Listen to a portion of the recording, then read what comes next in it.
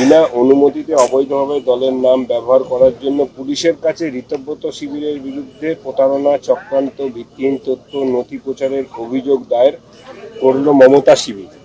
New town থানায় অনলাইনে অভিযোগ হয়েছে। এখন কে তৃণমূল, যে মেজরিটিতে আছে পার্টির সেই তৃণমূল, কি যার বাড়িতে অফিস ছিল সেই তৃণমূল, যে যেতেই নি সেই তৃণমূল, তো বোঝাই যাচ্ছে না।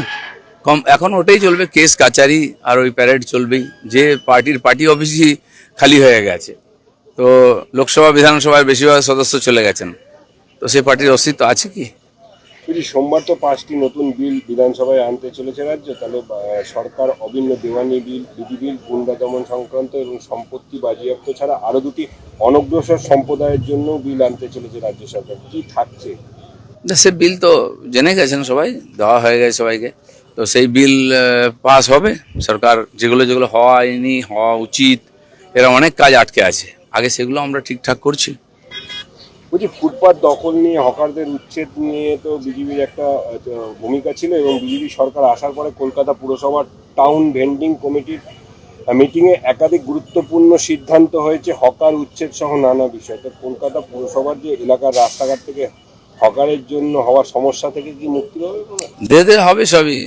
ফুটপাত, রাস্তা, প্ল্যাটফর্ম, এগুলো ব্যবসা করার জায়গা নয়। তো সেগুলো যারা বসেছেন, যারা বসিয়েছেন, সবাইকে বুঝতে হবে। চেঁচামেচি করে কোনো লাভ হবে না। সাধারণ মানুষ ট্যাক্স দেন, তাদের চলাফেরা করার অধিকার আছে। যে দোকান আছে তারা ট্যাক্স দেন, তার সামনে দোকান বসে গেছে, তো এগুলো তো ঠিক নয়। ফুটপাত পাওয়া যায় না কলকাতায়, একে ছোট রাস্তা, গাড়ি ঘোড়ার জাম, তারপরে মানুষকে রিস্ক নিয়ে রাস্তায় হাঁটতে হয়। এগুলো পরিষ্কার করতে হবে, আর নিজের থেকে সরে গেলেই ভালো। यूसीसी बिल के लिए नोटिस है, आएगा बिल। ये तो पारित होना ही है, बहुत राज्यों में हुआ है, यहाँ भी प्रोसेस शुरू हुआ है। बाकी सरकार आगे निश्चित करेगा क्या होना है, कब बिल आएगा, क्या होगा। बहुत सारा बिल है, अब एक दिन में कितना पारित हो पाएगा वो भी देखना है।